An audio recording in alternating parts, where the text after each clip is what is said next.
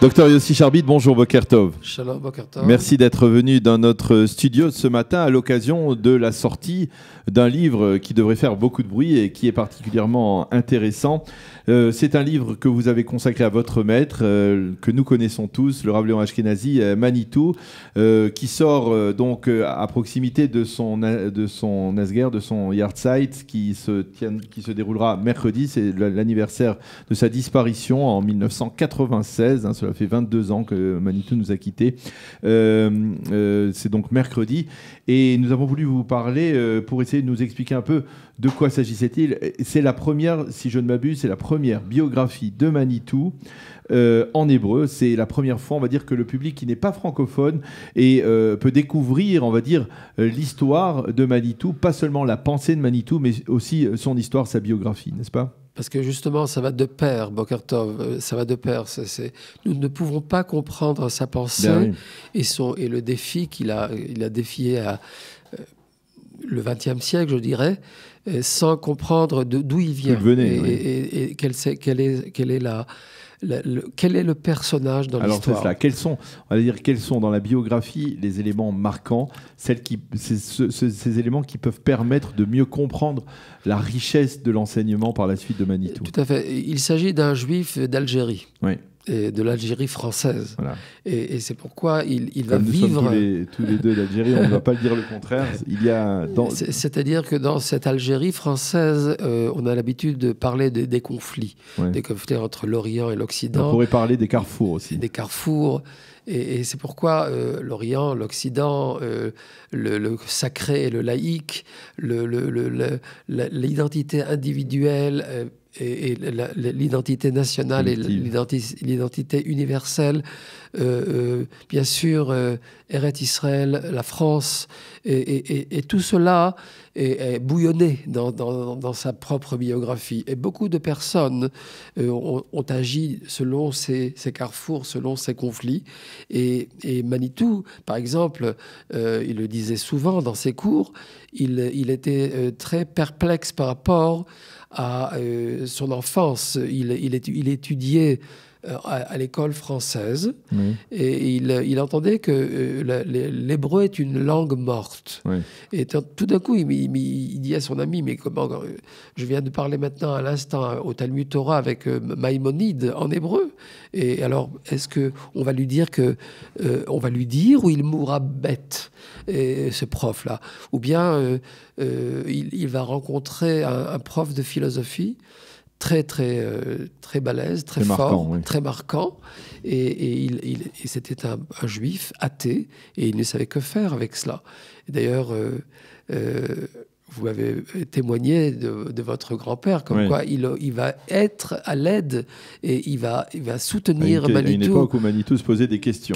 D'ailleurs, sachez que Derrida, Jacques Derrida, qui n'est ni plus ni moins Monsieur Derry, son nom est Derry. Et il s'est appelé Derrida plus tard. Il va dire que ce n'était pas ces carrefours-là et ces conflits n'étaient pas une source de richesse, mais plus exactement une source de confusion. Il va le dire dans ses livres. Et Manitou, justement, a contrecarrer ces conflits-là, il en a fait de cela une richesse. Et c'est de là qu'il va devenir le Manitou que nous connaissons. C'est-à-dire qu'on va voir souvent dans ses cours, dans son enseignement, énormément de points autobiographiques, il va les souligner, pour justement expliquer comment il a contrecarré, il a surmonté ces conflits-là. Alors, c'est une biographie que vous avez appelée une biographie intellectuelle. Cela veut dire qu'on parle bien entendu de la vie, de la trame de vie de Manitou, mais on va parler aussi également de la spécificité de son enseignement, la spécificité de son rapport avec dans différents domaines. Alors, vous avez... Manitou, bien entendu, c'est vrai que peut-être l'une des difficultés de comprendre Manitou en hébreu, c'était sa manière de jongler avec la langue française, sa capacité de faire des excellents jeux de mots qui faisaient sourire et rire de nombreux de ses élèves. Vous parlez justement de l'humour de Manitou, c'était une composante incontournable de l'enseignement de Manitou? Incontournable. On peut dire que c'est beaucoup de ce qui a séduit aussi, c'est ce qui a été l'accroche pour séduire Manitou, pour séduire les élèves de Manitou. Moi, je voudrais quand même vous dire 2 petits points autobiographiques de ma personne. Moi, je suis monté à l'âge de 12 ans et je suis pratiquement israélien à 100%. Et d'ailleurs, quand je parlais avec Manitou, je lui parlais en hébreu. Et je peux vous dire qu'il était heureux de parler en hébreu. C'est-à-dire que c'est vrai qu'il avait moins de brio dans sa façon de dire en hébreu, mais il était très très heureux de voir une génération qui parle l'hébreu et qui explique les choses en hébreu. Donc il aurait été très certainement heureux de voir cette biographie aujourd'hui, une biographie qui plus est s'appelle Ivriout ou Mever là. C'est-à-dire l'hébraïsme est bien au-delà. C'est-à-dire que il y a ici tout un parcours et tout un discours qui est celui de la Mishnat HaToladot, de la Torah des engendrements. C'est-à-dire c'est là où la Torah d'Israël, comme il l'a cernée, toute son intention était de transmettre une tradition non bafouée, parce que ce qui s'est passé, il s'agit là d'une recherche académique. Et ce que j'ai voulu montrer et expliquer, c'est comment un homme qui traverse des conflits, qui traverse des continents, qui traverse des périodes très très révolutionnaires, depuis la Shoah, passant de la pré-Shoah, passant par la Shoah et arrivant à la Médinat Israël, à l'État d'Israël, Shoah et Tkouma. Ce sont 2 pôles très très très révolutionnaires. Ce personnage-là va essayer d'expliquer le comment et le pourquoi de tous ces événements-là. Et il va devoir le faire par le biais de l'humour, parce que c'est tellement difficile à expliquer ce tournant-là dans l'histoire. Alors justement, on va parler de tournant dans l'histoire. Le grand tournant, on va dire, dans la vie de Manitou, c'est sa rencontre avec le Rav Kook, avec le Rav Tzvi Yehuda Kook. Et la question que je vous pose, c'est l'enseignement de Manitou à travers cette rencontre avec le Rav Kook, est-ce qu'il s'est radicalement modifié? Qu'est-ce qui a changé dans l'enseignement de Manitou avec cette rencontre du Rav Kook qui est intervenue, si je ne m'abuse, à la fin dans les années 50? Mais moi, justement, c'est peut-être un des chidushim, un des points culminants de mon livre. Je ne suis pas tout à fait sûr que la rencontre avec le Rav Tzvi Yehuda était un point tournant. C'est-à-dire qu'on a l'habitude de le dire, et surtout les élèves du Rav Kook, et certainement c'est une rencontre très importante, mais il vient avec un bagage, il vient avec la Kabbalah, il vient avec la philosophie, il vient avec la rencontre avec Jacob Gordin. C'est-à-dire que Manitou, et je le décris, il ne vient pas, il n'atterrit pas chez le Rav Kook, et voilà, et tout change. Il a quand même une relation, on va dire, plus réservée, mitigée envers le sionisme laïque dans les années, on va dire. Je ne suis pas sûr. Ça aussi, c'est un point sur lequel je mets en exergue. Quand l'État d'Israël va être créé en 1948, il aspire à monter en Israël, mais son père va lui demander de rester pour justement continuer à agir en judaïsme français en France. Parce que le but de l'école d'Orsay dans ces années entre 45 et 55, c'était un but c'était le but essentiel, c'était de créer des cadres pour la communauté qui avait besoin de se revigorer après la Shoah. Tout à fait. Plus que de les faire monter ces cadres en Israël. Oui, c'est vrai, mais je pense que la LIA de Robert Gamzon qui a fondé Orsay, c'est vrai. Je pense que les relations très spéciales qu'il y avait entre la France et Israël, les voyages d'études qu'il a fait avec le Rav Kook, et tout cela va d'ailleurs tout cela va inspirer Manitou, et quand il va monter en 67, il va dire à ses amis, quand il va se séparer d'eux, il va leur dire: sachez que je suis monté avec le retard de 20 ans. C'est-à-dire qu'il voulait déjà monter. Mais il a dû mettre l'accent. Je pense qu'il y a des priorités.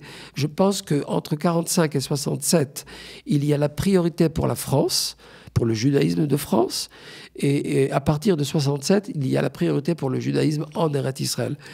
Et c'est de cela qu'il s'agit. C'est de priorité. Et non pas d'une analyse, je dirais, très académique qui dit où la France ou Israël. Ce n'est pas du tout de cela qu'il s'agit. C'est un juif algérien d'Algérie et c'est un judaïsme sioniste. Et la preuve est que en 1967, il y a une très très grande alia des Juifs d'Algérie de France. C'est-à-dire c'est une alia messianique.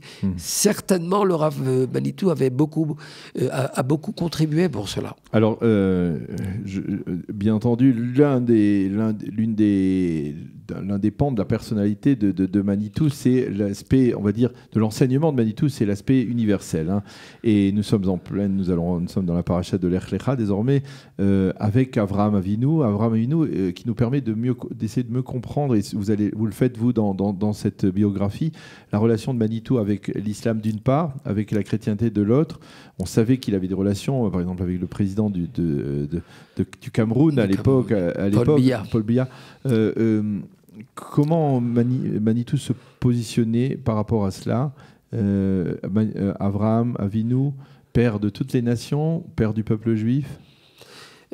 Justement, Avraham, lui, a voulu commencer comme étant le père des nations, mais tout d'un coup, on lui demande de devenir le père de la nation, qui va devenir, elle, le Kohen Agadol, le grand Kohen des nations. C'est-à-dire qu'il y a ici un tournant dans la vocation d'Avraham, qui lui voulait créer une religion, mais tout d'un coup lui demande Hachem qu'il crée une nation. Et c'est en fait compte la nation hébraïque de jadis qui devient, elle, la nation d'Israël. Je pense que les 20 générations, depuis Adam jusqu'à Abraham, c'est le grand chidouche de Manitou. C'est-à-dire quand on essaye de comprendre la Torah d'Israël selon Manitou, nous comprenons qu'il y a 20 générations qui ont été occultées très longtemps dans le commentaire, dans la tradition, dans l'enseignement. Je crois qu'il y a une chose très importante à souligner. Il y a un chapitre qui parle du défi de Manitou par rapport à les sciences du judaïsme, par rapport au monde universitaire et le monde de la yeshiva. C'est une chose qui l'a beaucoup préoccupé et je crois que moi, en tant qu'aujourd'hui enseignant à l'université d'Israël, dans les universités d'Israël, je pense que c'est de cela qu'il s'agit, c'est-à-dire transmettre une tradition intacte et non bafouée, comme ça s'est passé dans le monde de la yeshiva et dans le monde de l'université. Alors, la publication de cette biographie en hébreu, c'est bien entendu quelque chose d'inédit, de nouveau, mais c'est le reflet aussi d'un développement de l'enseignement de Manitou dans la société israélienne, la société israélienne non francophone. Et c'est quelque part on va dire la grande nouveauté de ces 10-15 dernières années. Manitou est devenu populaire chez les Israéliens. Comment Manitou aurait-il réagi à cette popularité dans le public israélien et comment peut-on l'expliquer? Ce sont deux questions différentes. Il me semble qu'il y a deux choses très importantes. Premièrement, ça demeure encore, l'étude de la Torah de Manitou demeure plutôt encore dans le domaine de yeshiva. Bien que petit à petit, il y a aussi quelques élèves qui font des doctorats et font des maîtrises, etc. Et je crois que tout doucement, ça glisse vers le monde de l'académie. Et c'est très important. Parce qu'à mon avis, et je crois que le monde francophone, le judaïsme francophone n'est pas assez conscient de ce qui se passe dans le monde académique. Vous savez qu'il est temps Le monde académique israélien. Israélien. Le monde académique israélien est très très orienté vers je dirais des objectifs bien précis dans le monde politique et dans le monde des idées. Et je crois qu'il est temps de pénétrer dans l'académie, dans le monde académique. Et ça, c'est une. La deuxième chose que je voudrais dire, c'est que il me semble que cette jeunesse-là est en train d'être témoin oculaire d'une dislocation du sionisme religieux. Le sionisme religieux adopte le modèle je dirais, comment dire, Fourade, très éclaté du modèle de l'identité de l'Europe de l'Est. C'est-à-dire qu'en Europe de l'Est, dans les temps modernes, le monde ashkénaze est très très divisé. Et petit à petit, le sionisme religieux devient aussi divisé. Nous voyons depuis le Rav Lau jusqu'au Rav Tau, comme quelqu'un m'a dit aujourd'hui, hier. Et c'est-à-dire qu'il y a une division qui offusque cette jeunesse-là. Elle aspire à avoir quelque chose de beaucoup plus rassembleur et beaucoup plus uni. Et c'est pourquoi il découvre la Torah de Manitou, qui est celle qui rassemble les éparpillés et les divisés. Manitou était non seulement un précurseur, mais il a devancé son époque. C'est ce qui explique aujourd'hui que dans la société israélienne, peut-être avec 30 ans de retard, on découvre la richesse de son enseignement, et que cet enseignement peut-être est propice à ce que nous vivons aujourd'hui dans l'État d'Israël. Oui, une fois le Rav Ouricher qui aurait dit que ça nous a pris 300 ans pour découvrir le Maharal de Prague, et près de 200 ans pour découvrir le Rabbi Nachman de Breslav, et maintenant ça nous a pris 20 ans pour découvrir la Torah du Rav Manitou.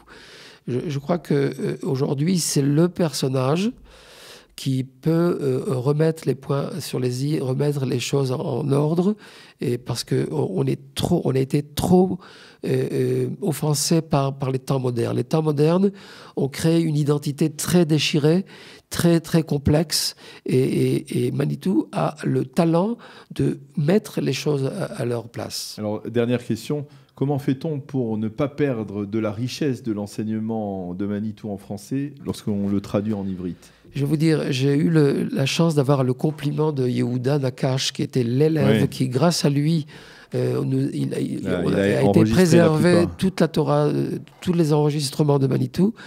Et une fois, je lui ai montré un article que j'avais fait dans une revue scientifique, et il était très très heureux de ma traduction du français à l'hébreu.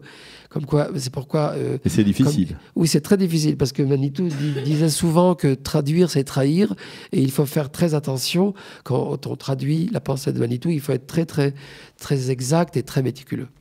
Eh bien, merci Dr Yossi Charbit pour être venu dans ce studio pour nous parler de Manitou à l'occasion de la parution de votre biographie intellectuelle de Manitou, Ivriout ou Me'ever-la, on le voit ici à l'écran également. C'est l'occasion de mentionner également que mercredi se déroulera donc à Chiba, dans l'Institut Chiba, 75 Herzog. Sderot-Herzog. Se déroulera la Haskara de Manitou à 19h. À 19h, il y aura la Tfila de Harvit avec le Rav David Ben Ezra. Puis nous parlerons, et il y aura l'intervention du Rav Zini en hébreu et l'intervention du Rav Atoun en français. Voilà. Eh bien, merci beaucoup. Je présenterai mon livre quelques minutes avant. Ok, bien, on aura l'occasion. Merci beaucoup, Dr Yossi Charbit, d'être venu et de nous avoir présenté ce livre. Première biographie de Manitou en ivrite.